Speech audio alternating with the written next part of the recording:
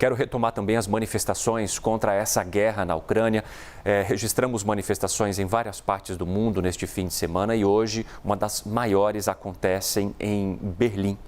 É esta que você vê nestas imagens. Milhares de pessoas estão nas ruas de Berlim pedindo para que a guerra na Ucrânia acabe, para que as tropas russas deixem a Ucrânia, embora o que a gente acompanhe desde o fim de semana é um avanço.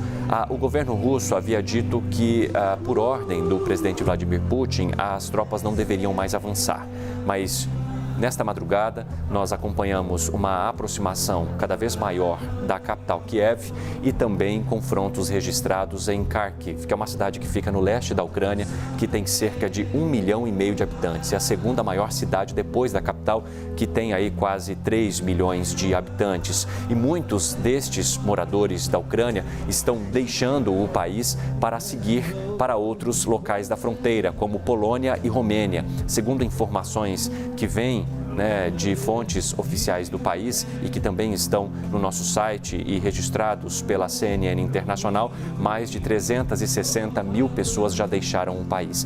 E o presidente Volodymyr Zelensky, o presidente ucraniano, tem pedido em vários de seus pronunciamentos que os outros países apoiem o cessar-fogo, que haja manifestações nas ruas para que cada vez mais os países do Ocidente e também Estados Unidos possam pressionar a Rússia, além das sanções econômicas, essa sanção que vem por meio do grito da humanidade, essa pressão que venha por meio das manifestações das pessoas, para que as autoridades possam entender, se é que isso é possível, que há aí um pedido muito grande da população mundial para que esse conflito na Ucrânia, para que essa guerra que a gente acompanha desde a noite, finalzinho da noite de quarta-feira, se estendendo nessa cobertura especial aqui também na CNN Brasil, que você acompanha o tempo todo ao vivo, para que haja, de fato, esse grito popular para paz na Ucrânia depois dessa invasão das tropas russas que continuam avançando. Além do pedido das autoridades para manifestações por meio das redes sociais, porque havia ali um entendimento das autoridades ucranianas de que a população russa não fazia muito ideia da gravidade da situação, ou de que haveria necessidade também da própria população da Rússia oferecer um pedido às suas autoridades para que esse avanço das tropas parasse, para que as tropas de fato recuassem. E há também aí uma negociação, né? Na verdade, o governo russo diz que tenta uma negociação com a Ucrânia, mas que a Ucrânia não estaria aberta à negociação. Por outro lado, o governo ucraniano mencionando que sim, está aberta à negociação, mas que os pedidos feitos pelo governo russo são impraticáveis e que enquanto houver esses pedidos não é possível você entrar numa mesa de negociação para que, de fato, ambos os lados sejam contemplados e que, para que o principal aconteça, para que as tropas russas não invadam mais cidades, para que não haja mais ataques com bombas e mísseis, para que mais pessoas não morram. Os números também são bastante controversos em relação a mortes. E agora a gente quer, inclusive, aproveitar essa imagem que você está acompanhando aqui de milhares de pessoas indo às ruas de Berlim para protestar contra esse confronto. E eu chamo o Leonardo Trevisan, que é professor de Relações Internacionais da ESPM. Professor, seja muito bem-vindo mais uma vez, viu? Estou vendo que o senhor está participando já há um bom tempo e é um prazer falar contigo e estender a nossa cobertura. Eu queria entender por que há um pedido tão intenso das autoridades ucranianas para essa imagem que nós acompanhamos aí. O que a pressão popular pode fazer? Mesmo depois de tantas sanções econômicas que ainda não pararam as tropas russas, a pressão popular seria capaz de fazer isso? Bom dia. Bom dia, Evandro. Bom dia a todos que nos escutam. Né? Olha, eu acho que a tua pergunta é interessante pelo seguinte, né? É a imagem que está aí. São milhares de pessoas no frio de Berlim, a essa hora no domingo, que lá deixaram de fazer qualquer outra das suas atividades do domingo para ir participar de uma manifestação como essa. O que é que isso significa? Né? Por que é que isso é importante? Né? Zelensky está, de alguma forma, usando as mesmas armas de Putin. Né?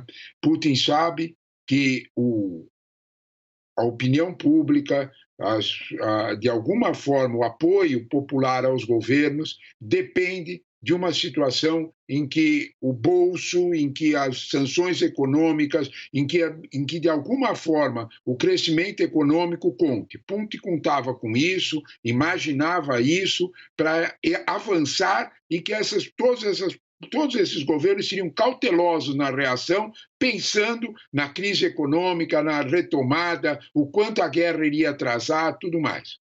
Zelensky está usando da mesma arma, do mesmo argumento. O peso da opinião pública também vai empurrar esses governos a um apoio mais efetivo para a Ucrânia. Né? Ele está usando a mesma arma. Né? Ele está usando a população, a ideia da população, a perspectiva da população, a compreensão da população para uma saída mais humanitária na Ucrânia, para pressionar esses governos a terem maior apoio do lado dele. Né? Efetivamente, nós, como vocês estão mostrando, ontem foi Londres, Paris, ontem no final da tarde, efetivamente as capitais europeias entendem com muita precisão, né? Principalmente essas capitais, né? Berlim, Paris, Londres, que tem um conceito em jogo, que é o conceito da autodeterminação, da soberania, da invasão da fronteira do vizinho. Eles compreendem bem isso. Né? De alguma forma, Zelensky está jogando com essa possibilidade. O que nós precisamos medir e talvez avaliar, e as primeiras pesquisas de opinião já sinalizam um pouco isso, até mesmo nos Estados Unidos, né? É que não há uma compreensão ainda plena do problema ucraniano, mas há uma simpatia, há um envolvimento, há uma direção no lado mais da vítima da invasão do que do lado do invasor. Isto vai pesar no processo decisório, no processo de análise de cada um desses governos ocidentais, sem dúvida nenhuma. Professor, a gente segue aqui nessa roda de conversa, né? Marcelo Favalli já estava ali fazendo várias perguntas ao senhor e ele continua conosco, então pode seguir, Favalli.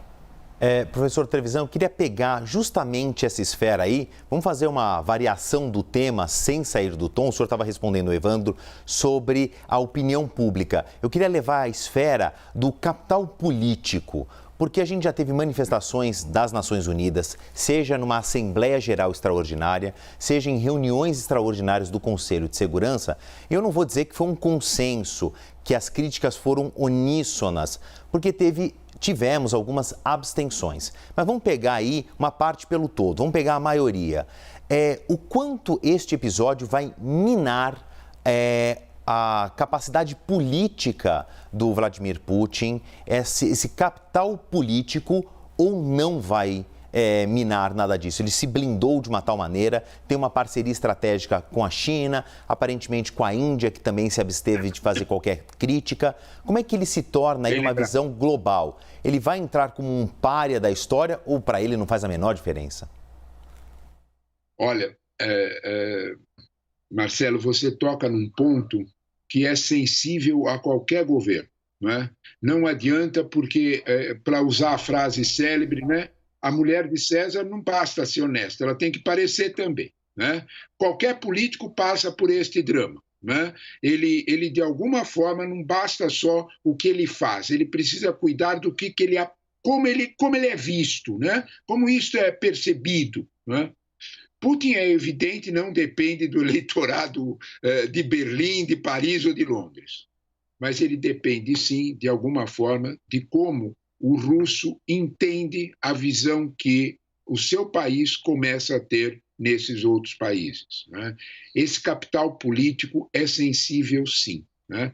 Dizer que ele é decisivo, que Putin vai tomar qualquer decisão pensando nisso, é ingenuidade, não é assim. Ele vai tomar qualquer posição pensando essencialmente no formato do poder, o quanto eu consigo impor minha vontade. Essencialmente é isso, nós estamos nesta fase. Até a invasão começar, o capital político tinha peso maior que o aspecto militar. Agora inverteu. Né? Não sei se você concorda comigo, mas agora inverteu. Né? Até a chegada de Olaf Scholz em Moscou, até a chegada domingo passado de Macron, e esse processo de um espaço para a diplomacia perfeito. O capital político contava. Agora não conta, mas quando a situação se consolidar militarmente, ele volta a contar, Marcelo.